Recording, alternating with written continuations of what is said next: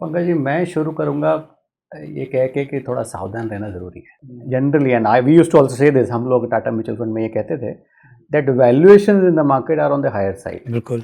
ऐसा क्या हो गया कि सडनली 8 ट्रेडिंग सेशंस में आप फिर से अगर ऐसा तो नहीं है कि वैल्यूएशन सब सही हो गई हैं? Sir, I started my career in 2000 for example. अभी ये 25वां साल है।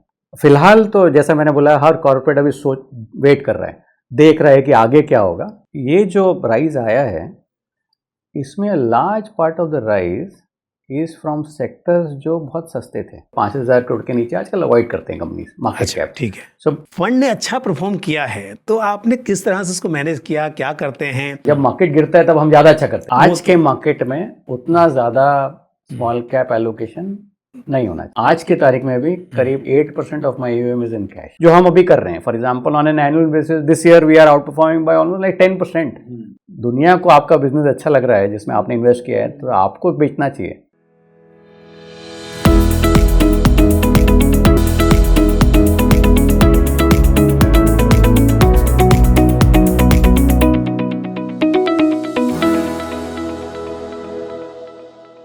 नमस्कार, आप देख रहे हैं फंडनामा। मैं हूं पंकज मटपाल और आज मेरे साथ हैं एक बेहद खास मेहमान, टाटा म्यूचुअल फंड के सीनियर फंड मैनेजर मिस्टर चंद्र प्रकाश पेडियार। और उनसे हम ओवरऑल मार्केट पर तो बात करेंगे ही, और साथ ही क्योंकि वो स्मॉल कैप फंड को मैनेज करते हैं, तो विशेष तौर पर इस फंड पर उनसे और जानकारी हासिल करने की कोशिश करेंगे। नमस्कार सर, आपका स्वागत है। Thank you Pankaj ji, thank you so much हमको इनवाइट करने के लिए। My pleasure sir. पहली बात तो यह है कि हमने मार्केट में काफ़ी उतार चढ़ाव देखा और पिछले कुछ सेशन में पूरी स्थिति बदल गई। तो अब क्या समझा जाए कि ये जो दिक्कत थी वो सब ख़त्म हो गई है, यहाँ से मार्केट एक अच्छा डायरेक्शन ले सकता है, या अभी भी जो थोड़े ग्लोबल सिचुएशन है, जियोपॉलिटिकल रीजन्स हैं, उसकी वजह से थोड़ा सा सावधान रहने की ज़रूरत है? पंकज जी, मैं शुरू करूँगा ये कह के कि थोड़ा सावधान रहना ज़रूरी है। ओके। इसलिए कहूँगा क्योंकि पिछले लेट्स से 8 सेशन में, 8 दिन में मार्केट के 11% मार्केट ऊपर चला गया। बिल्कुल। बेसिकली आपको मार्केट ये कह रहा है कि जो ट्रम्प और यूएस का जो टैरिफ अनाउंसमेंट्स हैं, स्पेशली विद चाइना, दूसरे देश के लिए तो कम कर दिया है, बट चाइना के साथ काफ़ी ज़्यादा है। मार्केट शायद से ऐसा कहना चाह रहा है कि वो तकलीफ नहीं देगा। ओके। ऐसा भाव देख के ऐसा लगता है मुझे। बिल्कुल। वेरेज जब हम लोग एनालिसिस करते हैं, स्टडी करते हैं, हमारा ऐसा मानना है कि इसका तकलीफ तो आना है।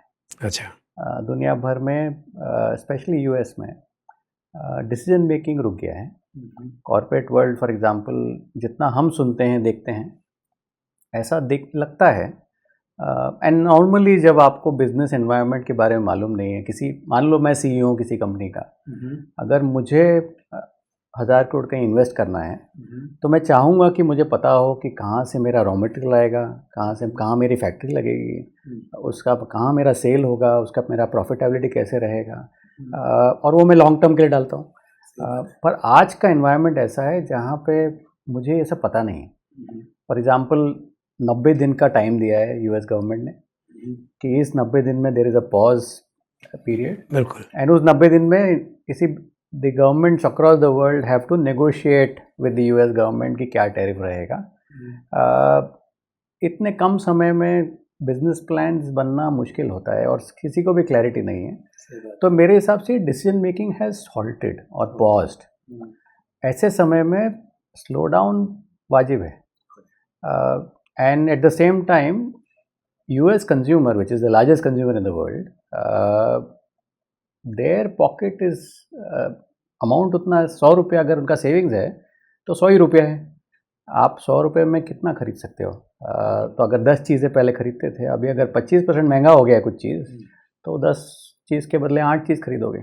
सही बात। तो थोड़ा because of all of these factors, short term में it is logical to assume that there is दुनिया में थोड़ा सा ग्रोथ स्लो डाउन होगा। ग्रोथ अभी भी होगा बट स्लो डाउन रहेगा, which means that earnings outlook across the world, and share market earnings पे चलता है, बिजनेसेस अर्निंग्स ग्रो करेंगी तो शेयर भी अच्छा ऊपर जाएगा। बिल्कुल।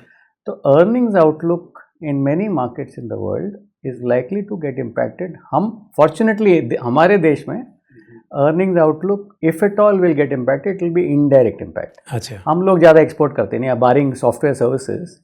गुड्स एक्सपोर्ट्स हमारा बहुत इतना बड़ा नहीं है कुछ है, तो फार्मास्यूटिकल्स है एंड काफ़ी जगह है, हर इंडस्ट्री में कुछ एक्सपोर्ट होता है, बट उतना ज़्यादा नहीं as a proportion compare to other parts of the world. So उतना बड़ा इम्पैक्ट नहीं आता है, बट थोड़ा इम्पैक्ट तो आना वाजिब है. विच मीन्स दैट अगर हम जितना भी करेक्शन हुआ था पिछले कुछ महीनों में, पिछले 10 दिन में सब कुछ कवर होना, इतना जल्दी कवर होना is to my mind a recipe for caution. Okay.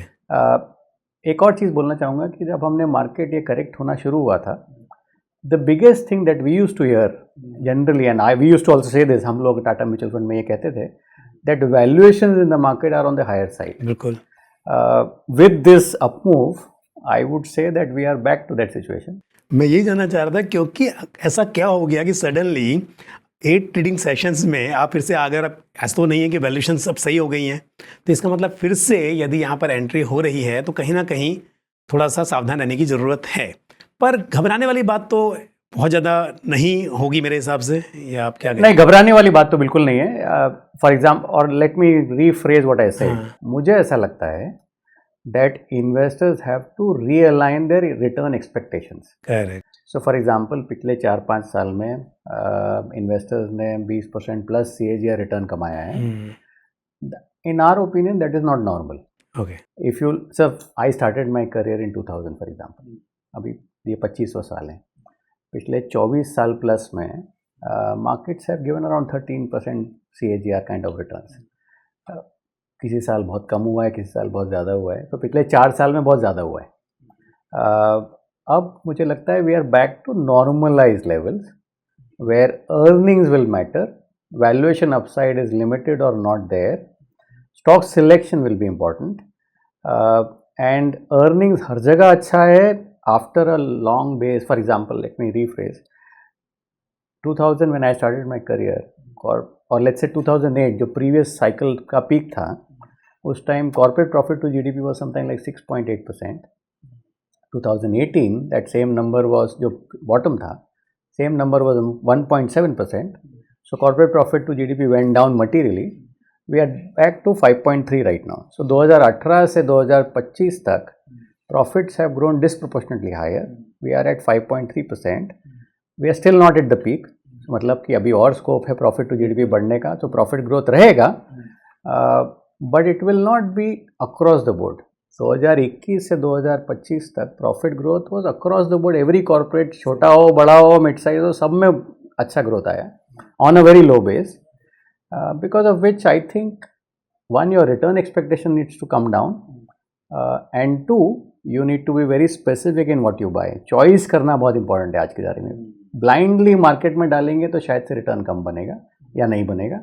You have to decide और do analysis, take advice from people like you. Expert advice लेना ज़रूरी है आज की तारीख में to take a long term bet. So if you have lower return expectations and normal return expectation for the next 3-4 years, I would agree with you. I think डरने का कुछ नहीं है. मुझे नहीं लगता we are in a phase जहाँ पे बड़ा डाउन साइड एक्सपेक्ट करना चाहिए. Okay. क्योंकि हमारा देश is not so much impacted. In fact I will give an example. Just last week मैं एक जापानीज कंपनी के मैनेजर्स से बात कर रहा था, टॉप मैनेजमेंट से, and I was asking him that दुनिया में ये टैरिफ वर्ल्ड चल रहा है, तो इंडिया पे क्या impact, they have a large operation in India, and I was asking him क्या होगा, आपको क्या लगता है क्या होगा. So he said that China today is close to 50% of manufacturing for his group, and India is a small part in manufacturing today, and China से बन के एक्सपोर्ट होता है दुनिया में. सही बात है. With tariff situation the way it is, फिलहाल तो जैसा मैंने बोला हर कॉर्पोरेट अभी वेट कर रहा है, देख रहा है कि आगे क्या होगा. But he was saying that अगर ये सिचुएशन 6 महीना 1 साल रहा और ऐसा लगता है कि ऐसा ही सिचुएशन आगे भी रहेगा, इतना ज़्यादा स्टॉक नहीं, मान लीजिए टैरिफ इतना तो चाइना यूएस का इतना ज़्यादा नहीं रह सकता है, सस्टेनेबल नहीं है, So tariffs will come down for China to the US. But his view was that if tariff difference between India and China for the US is barely 20%, you don't need much. There is a very high probability that in the next 3-4 years, a large part of manufacturing base shift from China to India. Okay. उसका मतलब ये है that अगर आप medium to long term view लेते हैं, and if things are not like this, but even China के लिए बेटर हो जाता है situation, but that gap still remains, we have a very high chance of manufacturing shifting to India, not everywhere but in pockets, in businesses. That's amazing for us. So in that sense, if you take a medium to long term view, हमारे देश में we are going to do well. Probability of us doing well is very high. Got it. Which means that one needs to be very optimistic about our markets over a medium to long term. सही बात है. तो long term की बात तो ठीक है, but जैसे अभी बात ये हो रही है, कई बार ना एक इमोशनल बायसेस होते हैं. तो इन्वेस्टर ने देखा कि पहले हमने गिरावट देखी, 26,000 के ऊपर थे और फिर हम 22,000 के नीचे आ गए, निफ्टी 50 की बात करें, और सडनली हम अभी 24,000 पर पहुंच रहे हैं. तो जो सडनली इतनी ज़्यादा एक ग्रोथ देखी हमने मार्केट में, तो उसको देख के इन्वेस्टर्स के मन में शायद ये भी आ रहा होगा कि शायद हम फिर से वही 26,000 वाला जो लेवल है उसे पहुंच जाएंगे, तो जल्दी से क्यों ना पूरा पैसा इन्वेस्ट कर डालें.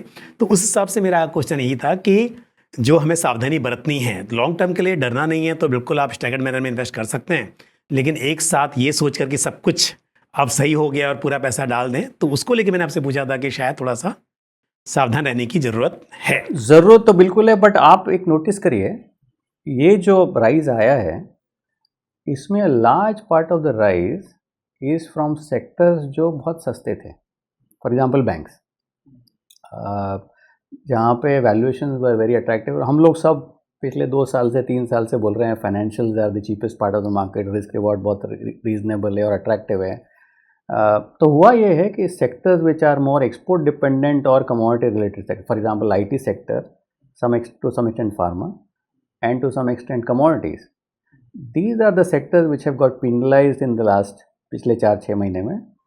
वेरएज जो सेक्टर पिछले 2-3 साल से इतना नहीं चला था, और जहाँ पे आरबीआई ने for example monetary policy accommodative stand रख दिया है, प्लस आरबीआई ने लिक्विडिटी इन्फ्यूज़ किया है सिस्टम में, और काफ़ी कुछ लीवे दिया है बैंक्स को for the system to start growing faster. वो देखते हुए markets have rerated financials to some extent. पूरी तरह से नहीं हुआ है, अभी भी हमारे हिसाब से रिस्क रिवॉर्ड अभी भी फेवरेबल है, बट कुछ हद तक favourable. So market mix has change in a very short period of time. So what I am trying to say is that stock selection sir, ये ऑलरेडी बैक. आपने पहले question में आंसर में ये बात बोली थी कि स्टॉक सिलेक्शन बहुत इंपॉर्टेंट है. तो आपके, क्योंकि आप लार्ज एंड मिड कैप भी मैनेज करते हैं, स्मॉल कैप भी मैनेज करते हैं, तो यानी कि आप लार्ज, मिड और स्मॉल तीनों सेगमेंट्स में अच्छी पकड़ रखते हैं और फंड मैनेज कर रहे हैं. तो अगर हम बात करें सेक्टर्स की, मार्केट कैप्स की, तो इसको लेके आपके क्या व्यूज़ हैं यहाँ से आगे? किस तरह के मार्केट सेगमेंट में ज़्यादा तेज़ी देखी जा सकती है? क्योंकि स्मॉल कैप में करेक्शन ज़्यादा देखा हमने, रिटर्न्स भी अच्छे देखे थे, पहले ग्रोथ भी अच्छी देखी थी, करेक्शन भी अच्छा देखा, ओवरऑल मार्केट में भी करेक्शन देखा. तो अब यहाँ से आगे मार्केट कैप्स को लेके, मार्केट सेगमेंट्स को लेके, और ये थीम्स और सेक्टर्स को लेके आपके क्या व्यूज़ हैं? So on a general basis I would say that आज के मार्केट में सेक्टोरल व्यू लेना बहुत मुश्किल है. ओके.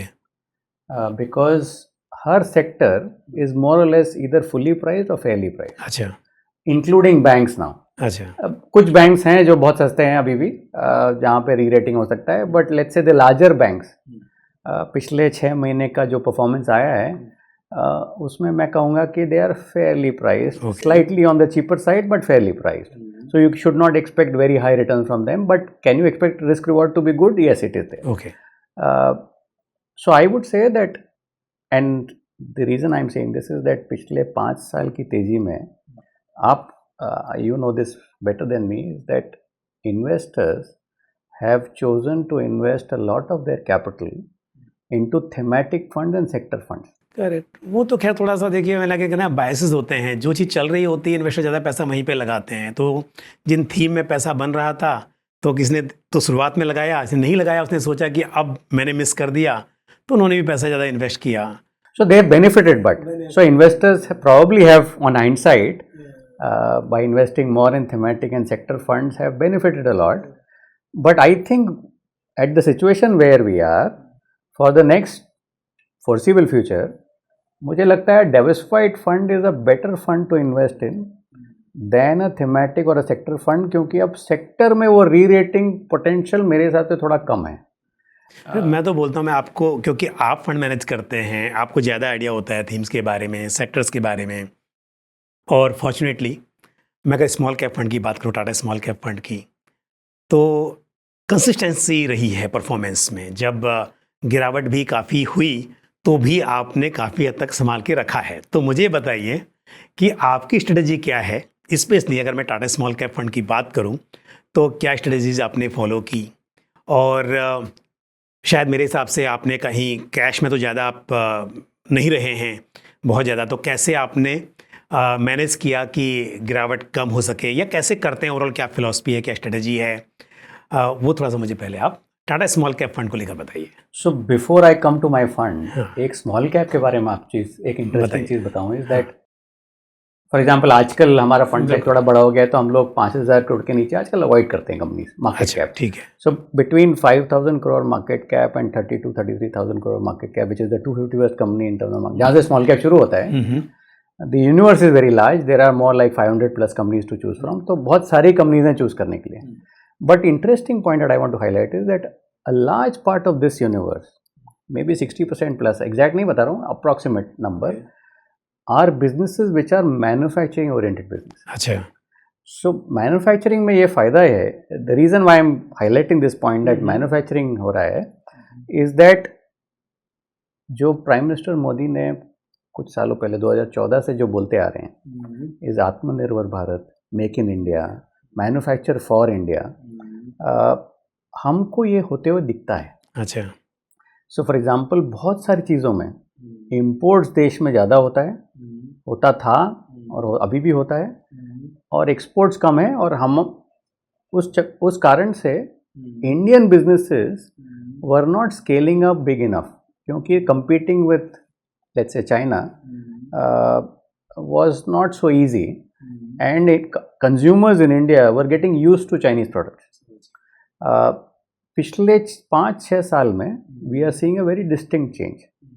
Indian companies को दिख रहा है opportunity, so they are investing in R&D, they are investing in process R&D, they are investing in new product R&D. उसका benefit you can see in their numbers. So I'll give you an example. For example, there is this industrial company in the small caps as leader in their segment. बरसों से India में they have a market share of 60-80% historically in the product. They, for example, अगर 100 products India में बिकते हैं उनकी industry में, वो 40 प्रोडक्ट बनाते थे, और उस 40 प्रोडक्ट में they used to be 60-80% market share historically. Because of this trend that they saw, उनको भी लगा कि कुछ करना चाहिए, तो पिछले 6-7 साल से R&D में मेहनत कर रहे थे. And now they are in a situation where instead of 40 products out of the 100 products, they are now into 80 products. But वक्त लगता है to penetrate. For example product तो बना दिया आपने, बट जब आप इंडस्ट्रियल कस्टमर के पे जाते हो जो एक नया फैक्ट्री लगा रहा है, उसको आपको कन्विंस करना पड़ता है कि मेरा प्रोडक्ट लो, मेरा प्रोडक्ट भी अच्छा है. उसमें 2-3 साल लगते हैं. सो पिछले 5-6 साल में we have, so this is one company example, but it is, I would say it is across the board we can see this happening, is that for example this company, we have reached a point where customer is accepting his products and it's an inflection point. So आप फिर वो hockey stick जैसा growth आता है. So you become successful in your products, you increase your market size, you increase your scale, and धीरे धीरे customer फिर import करना भूल जाता है. Because your costing is cheaper, service quality is better, and your product, the new product that you have identified or this company has come up with, is certainly better than quality and cost perspective as well. So once your customer accepts this, आपका import धीरे धीरे कम हो जाता है, in fact zero की तरफ जाता है. So you become market share. So your जो आप 40 प्रोडक्ट बेच रहे थे, आप 80 बेचने लगे हो, धीरे धीरे 100 करोगे, import जीरो होने लगता है. So we are seeing a very big success in Make in India for India. The next step is Make in India for the world. So ये अगला 4-5 साल is, in our opinion, a very big space. So first thing about small cap I would say is that small cap इसलिए देखना चाहिए क्योंकि manufacture, these are leaders in the respective, so ऐसा नहीं है small cap, नाम small cap है, but these are large companies, these are leaders in the respective sectors, very strong balance sheets. So if you take a medium to long term view, I would say that there is good opportunity coming to Tata Small Cap Fund. The question that you asked. हाँ बिल्कुल, वो क्योंकि overall तो आपने बहुत बताया, मुझे 2-3 बातें मैं क्वेश्चन ऐड कर देता हूँ उसके अंदर कि स्मॉल कैप फंड में क्योंकि आपके करीब 50 स्टॉक्स के आसपास रहते हैं अक्सर, इस वक्त पे समथिंग मेरे हिसाब से 50 स्टॉक्स के आसपास हैं आपके पोर्टफोलियो में, और AUM भी जो है वो 9,000 प्लस करोड़ प्लस हो गया है ना। तो ऐसे में मतलब आपका जो, क्योंकि आप मैन्युफैक्चरिंग पे तो काफ़ी पॉजिटिव दिखाई दे रहे हैं, लेकिन और क्या क्या चीज़ें आप ऐसा कर रहे हैं और क्या की हैं, बल्कि मैं तो ये जानना चाहूँगा आपसे कि आगे की बात तो समझूंगा ही कि फंड ने अच्छा परफॉर्म किया है तो आपने किस तरह से उसको मैनेज किया, क्या करते हैं कि रिस्क मैनेज रहे, अच्छे रिटर्न्स निकल कर आ सकें, तो वो थोड़ा सा और मुझे specific to Tata small cap fund थोड़ा बताइए। नो, सो ये सही बात है। हमारा ऐसा सोचना है दैट हमारे देश में, for example let me give you a general sense, कोई भी म्यूचुअल फंड हो या कोई भी बड़ा इंस्टीट्यूशनल इन्वेस्टर हो, इंश्योरेंस हो या म्यूचुअल फंड हो, including our mutual fund, for example in today in our team we think we are doing research in a very large manner. We are probably one of the largest in terms of investment universe today. Okay. We cover almost like 420 plus companies on a regular basis as a research team, investment team total, which is a very large universe. But top 250 companies large cap and mid cap, तो वहाँ से तो 250 company निकल गए, बचा कितना? आपने basically you are covering 200 more companies in small cap. What I am trying to say is that universe इतना बड़ा है, हर कोई उतना कवर नहीं कर पाता है इंस्टीट्यूशनल में, which means that a fund manager like me, I have a real opportunity to go deeper, understand business models, look at management teams, and basically in our market, the one long-term orientation for investors is missing that I at least we see in our market. So one is that आपको management team से बैठ करना आना चाहिए, उनके business model को देख के रीड करना है कि अगले 3, 4, 5, 10 साल में ये क्या बड़ा हो सकता है. And today if you can do more hard work and be in touch with the management team regularly, you can identify businesses which people are ignoring.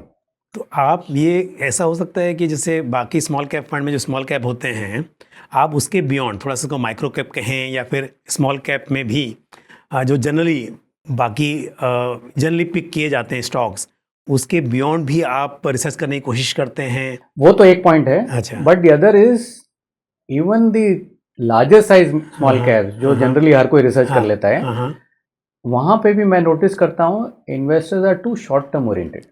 अगर अगला 1-2 क्वार्टर खराब किसी का आने वाला है तो नोबडी टचेस दैट स्टॉक. अच्छा. Because people have options. लोग बोलते हैं मैं मिड कैप लार्ज कैप भी ले लूंगा या कुछ और ले लूंगा. This is where we get an opportunity. अगर कोई बिजनेस किसी कारण से खराब कर रहा है आज की तारीख में, वी ट्राई एंड अंडरस्टैंड कि क्यों खराब कर रहा है और उसका पोटेंशियल क्या है. Can it scale over a period of time and can it surprise positively the market. So you can probably call us contrarian investors. Is that we look for approach जो है कॉन्ट्रेरियन रहती है to some extent, where we are looking for businesses where market is ignoring, and उस कारण से valuation आज बहुत सस्ता है हमारे हिसाब से. And over period of time अगर वो बिजनेस अच्छा करने वाला है, so naturally we will make lot of money. So आपका जो कारण एक क्वेश्चन था कि हमने क्यों अच्छा किया पिछले 6 साल में, जब मार्केट गिरता है तब हम ज्यादा अच्छा करते हैं. हाँ, तो वो इसलिए है क्योंकि इन्वेस्टर्स खुश हैं इस चीज से, पर ये भी सोचते हैं कि मतलब क्या आगे भी ऐसा रहेगा नहीं रहेगा. तो इसके लिए पहले फास्ट अगर बात समझ में आ जाए क्यों हुआ है तो कॉन्फिडेंस और बढ़ जाता है. सही बात है. तो वो इसलिए अच्छा करा है क्योंकि we buy business at last. हमको ऐसा लगता है we have succeeded in buying businesses at prices, at price point जहाँ से डाउनसाइड बहुत लिमिटेड होता है. सो पहला चीज स्मॉल कैप इन्वेस्टिंग में हमने सीखा है is that avoid making mistakes so that your downside is limited. अगर आपका लॉस अगर प्रोटेक्ट कर लोगे, रिटर्न अपने आप बनता है. बिजनेस अगर ग्रो करने वाला है तो आपका रिटर्न तो ऑटोमेटिक है, हो सकता है 1 साल में नहीं बनेगा बट 3 साल में तो बनेगा ही बनेगा. So you protect your downside first. So हमारा focus always any business that we buy in small cap fund is to look at our risk reward. जहाँ स्टॉक प्राइस बहुत ज़्यादा बढ़ जाता है, एंड ऐसे केसेस बहुत सारे हुए हैं पिछले 6 साल में in our history of small cap fund, जहाँ पे stock prices have gone up disproportionately and we have been not hesitated in booking profits aggressively. अच्छा.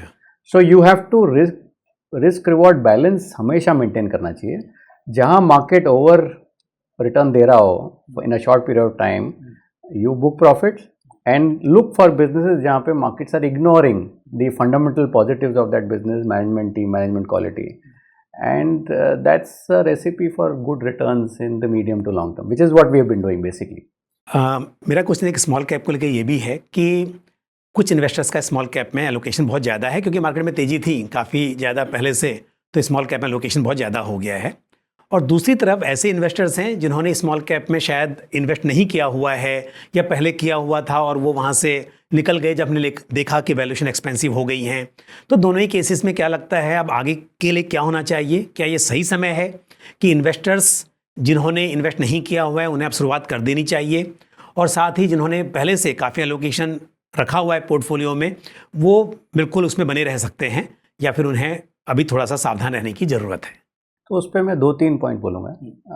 पहला जो आपने question, first part of the question was that कुछ investors ऐसे हैं जिनके पास बहुत ज़्यादा एलोकेशन है.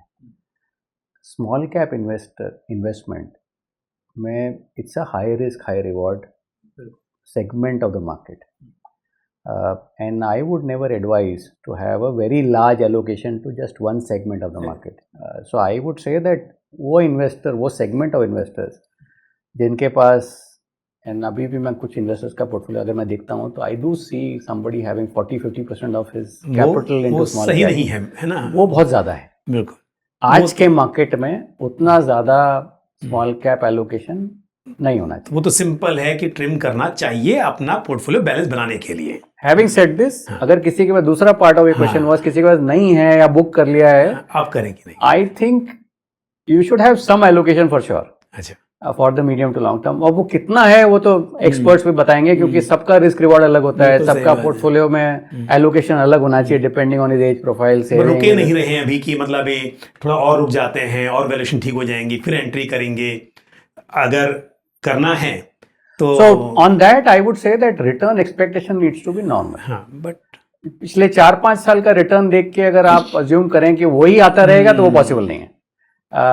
रीजनेबल रिटर्न एक्सपेक्टेशन अगर रहेंगे, जो पिछले 20 साल जो मैं बता रहा था, अगर वैसा कुछ एक्सपेक्टेशन है तो आई would say that they will not be disappointed. तो स्टैगर्ड मैनर में तो कर ही सकते हैं, चाहे एसआईपी के रूट से करें या आप इंस्टॉलमेंट में करें अपने हिसाब से.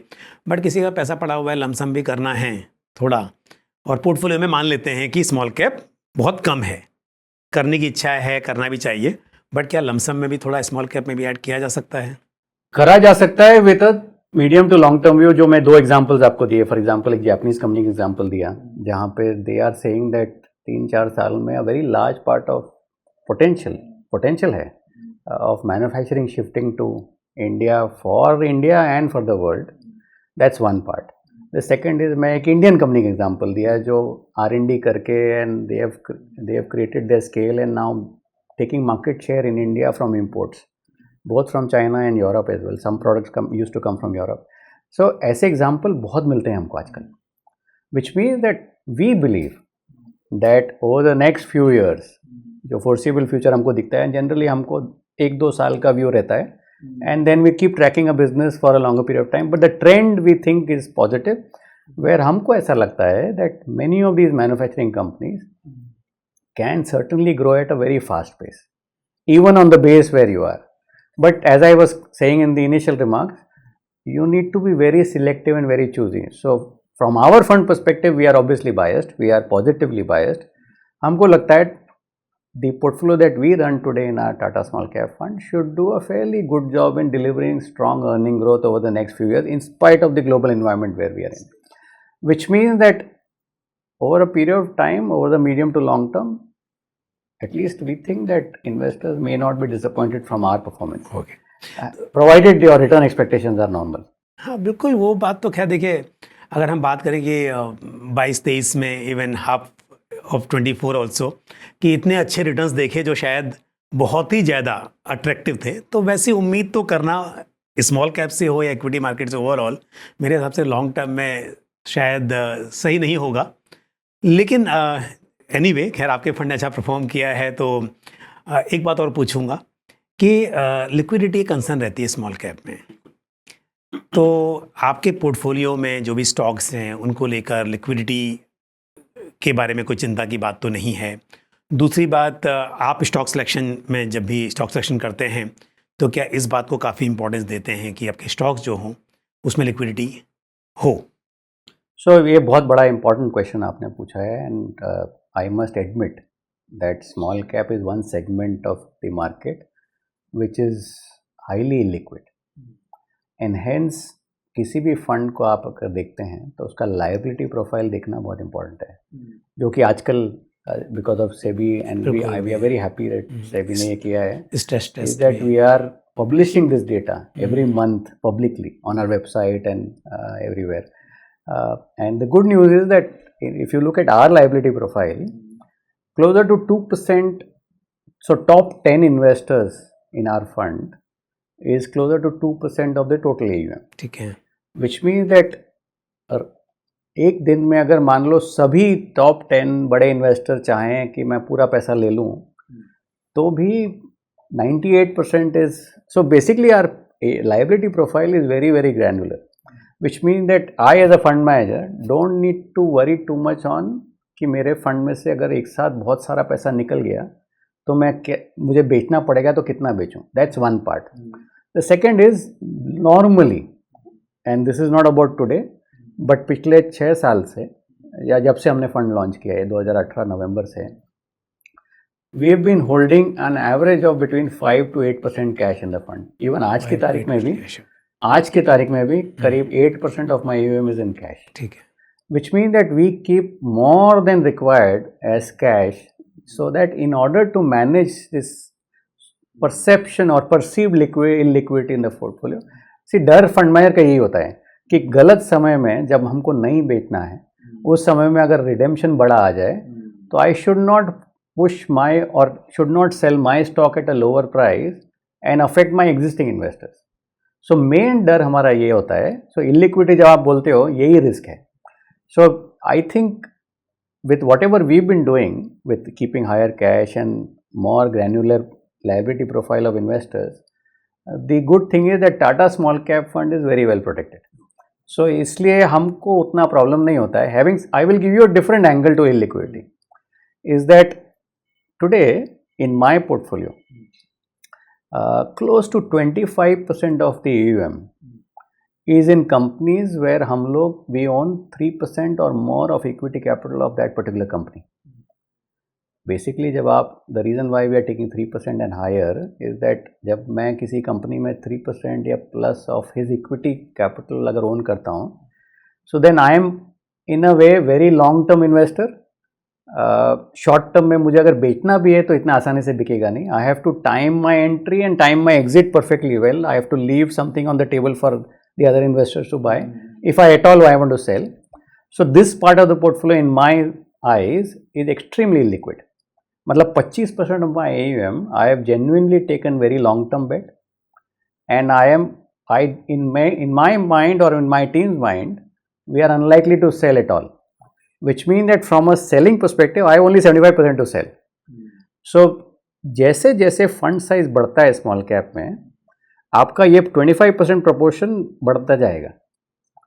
For example many of my peers जिनका फंड साइज बड़ा है, मैं जब देखता हूँ तो their exposure of the same 3% and higher of equity capital is between 40 to 60% of their AUM, which mean that अगर वो चाहेंगे भी तो पोर्टफोलियो चेंज नहीं कर सकते इतने आसानी से.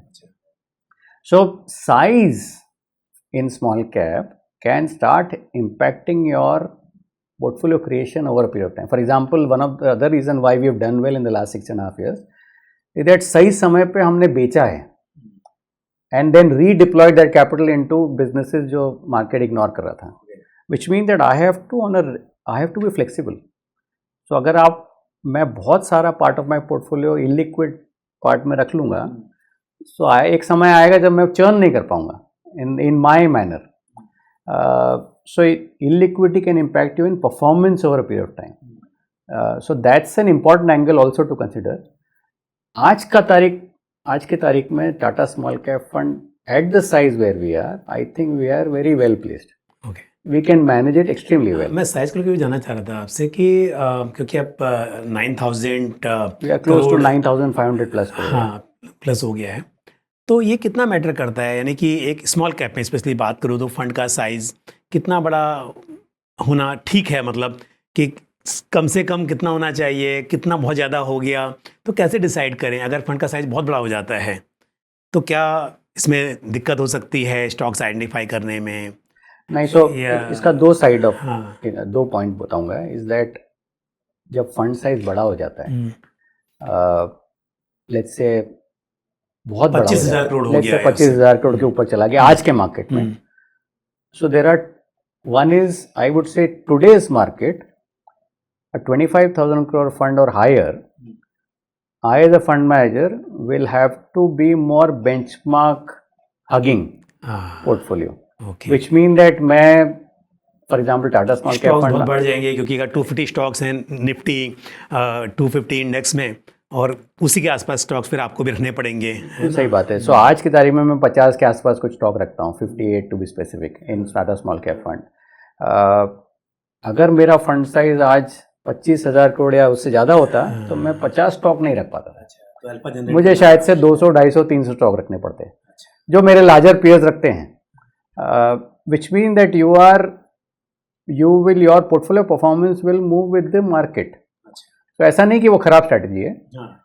तो आप relative to your benchmark index you will not be able to differentiate your performance in a very large manner, जो हम अभी कर रहे हैं. For example on an annual basis this year we are outperforming by almost like 10% to the benchmark index. In a bad year outperforming is a good thing.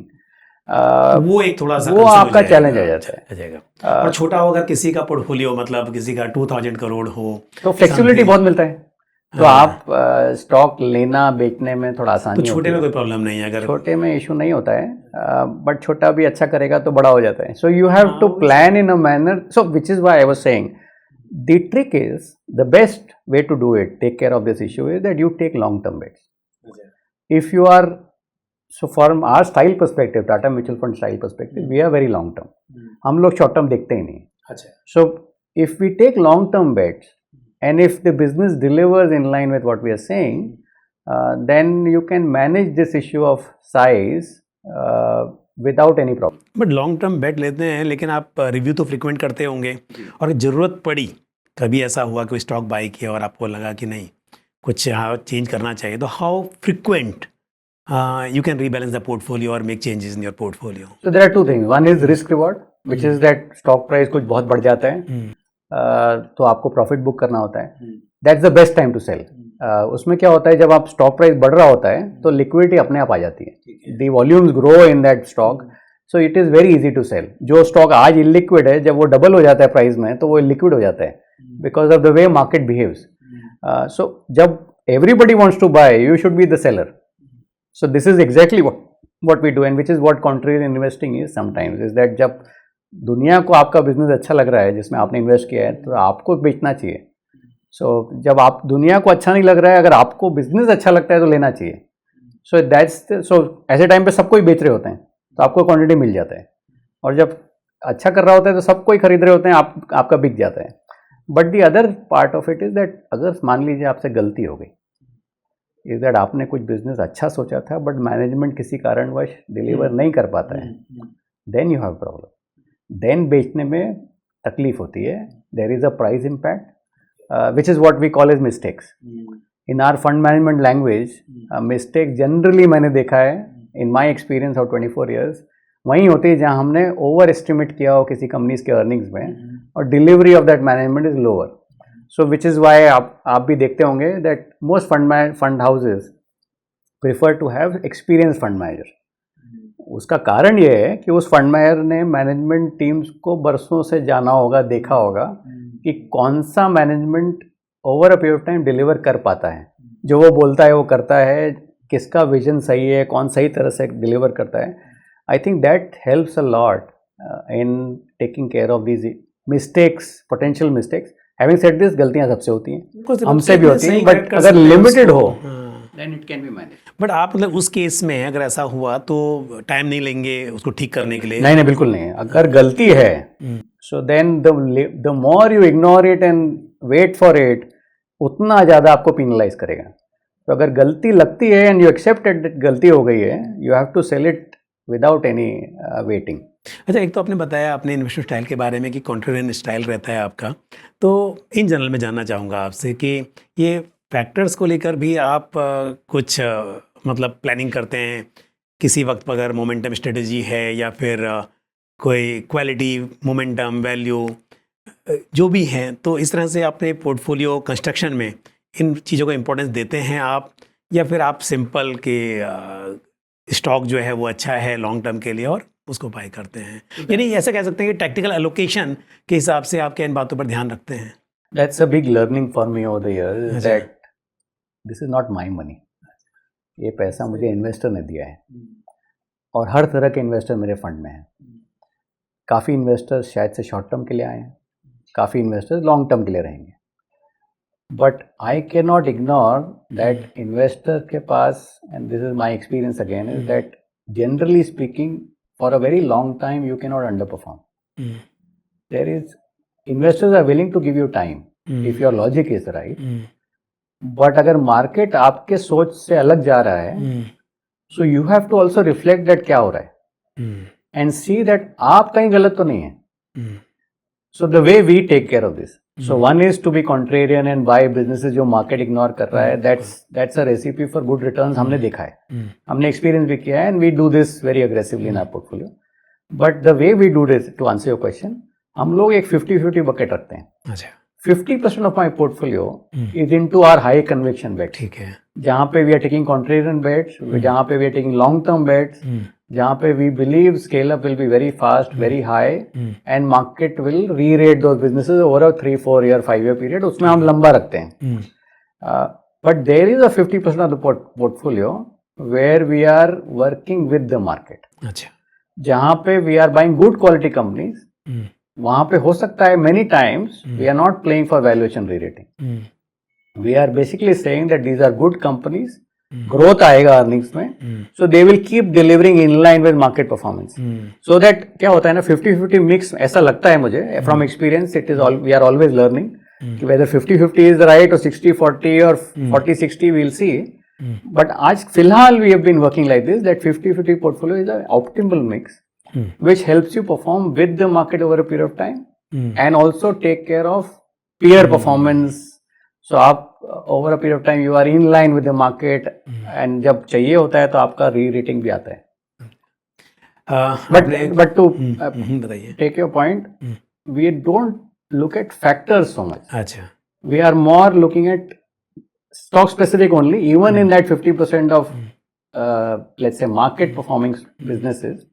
उसमें factor नहीं देखते हैं. We are, style is the same, which is we are betting on management teams, good quality balance sheet, cash flow generating. Potential आप देखते हैं stocks में, potential देखते हैं, स्केलेबिलिटी देखते हैं. ऐसा नहीं कि इस टाइम पर रैली हो रही है, मोमेंटम है तो मोमेंटम ले लेंगे, वैसा नहीं है. ओके. बट वैल्यू तो होगा ही, क्योंकि कॉन्ट्रेरियन की बात की आपने, style. But not everything. So for example in my small cap fund I can pin point at least let's say out of 20 stocks plus जहाँ पे वैल्यूएशन शायद से आपको लगेगा महंगा है. अच्छा. So it is not as if कि हम पूरा contrarian ले रहे हैं. So as this is what we manage. समझ गया. तो खैर एनीवे आपने प्रूव भी किया है कि आपकी जो स्ट्रेटजी है वो काम आई है. चाहे रिस्क मैनेजमेंट की बात हो, गिरते हुए मार्केट में गिरावट अगर कम देखी जाए तो इसका मतलब आपने उस पर काम किया है. कैश को लेकर आप बोल रहे हैं कि 5 to 8% कैश रहता है, तो लिक्विडिटी को मैनेज करने के लिए वो भी एक स्ट्रेटजी आप अपना रहे हैं. और मैन्युफैक्चरिंग पर आप काफ़ी बुलिश दिखाई दे रहे हैं और आपके पोर्टफोलियो में मुझे लगता है इस हिसाब से मैन्युफैक्चरिंग रिलेटेड स्टॉक्स हैं वो देखने को मिलेंगे. और जो इस वक्त पर 9,500 करोड़ के आसपास का AUM है, वो भी आप कह रहे हैं कि एक सही है, और जब तक बहुत बड़ा नहीं हो जाता तब तक तो मतलब आप आसानी से इंडेक्स के मुकाबले बेहतर रिटर्न्स दिलाने में शायद कामयाब हो पाएंगे, ऐसी उम्मीद की जा सकती है. तो काफ़ी बातें आपने बताई और मुझे उम्मीद है कि इन्वेस्टर्स का कॉन्फिडेंस ऑलरेडी बना हुआ है टाटा स्मॉल कैप फंड में, वो और बढ़ेगा। और मेरे कुछ और क्वेश्चन या हमारे व्यूअर्स के क्वेश्चन होंगे तो मैं ज़रूर आपसे पूछूंगा, बट फिर भी कोई और बात इस फंड को लेकर या मार्केट को लेकर आप हमारे इन्वेस्टर्स के हित में बताना चाहेंगे? So maybe the last point that I can add, or 2 points that I can add, is that on a general market basis, or maybe as a conclusion, that I would suggest that अगला 3-4 महीना will be very critical. अच्छा, अगर कोई investor 3-4 महीने का volatility संभाल सकता है अपने पोर्टफोलियो में, then these would be reasonably good times for investors to invest for the medium to long term. So that's, and as I said, return expectation normal रखें तो they will not be disappointed. That's one point that which is a general point that I would conclude on.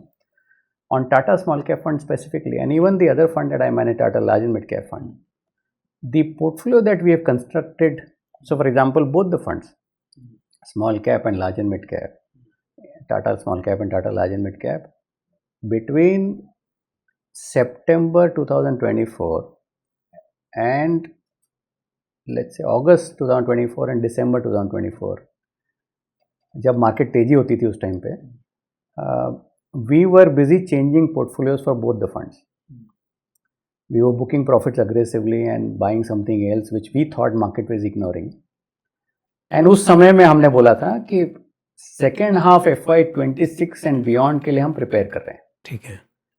So the good news that I want to share is that we are closer to that period, and I would reiterate that both Tata Small Cap Fund and Tata Large and Mid Cap Fund, we think second half of FY20, which means that in simple terms, if I can say Diwali of this year onwards, earnings delivery for many of the companies that we have bought should be very strong. अच्छा.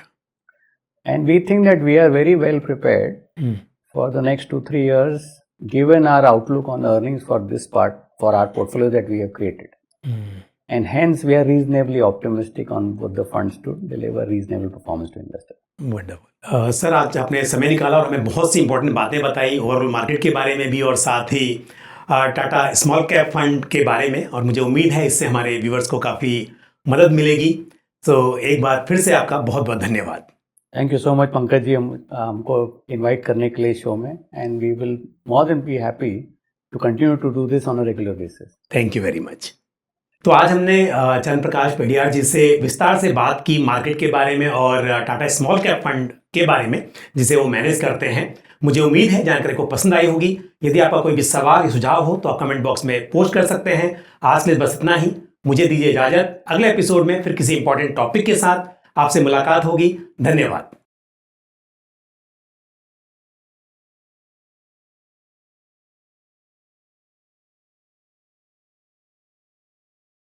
Mutual fund निवेश बाजार जोखिमों के अधीन है. योजना से संबंधित सभी दस्तावेजों को ध्यान से पढ़ें.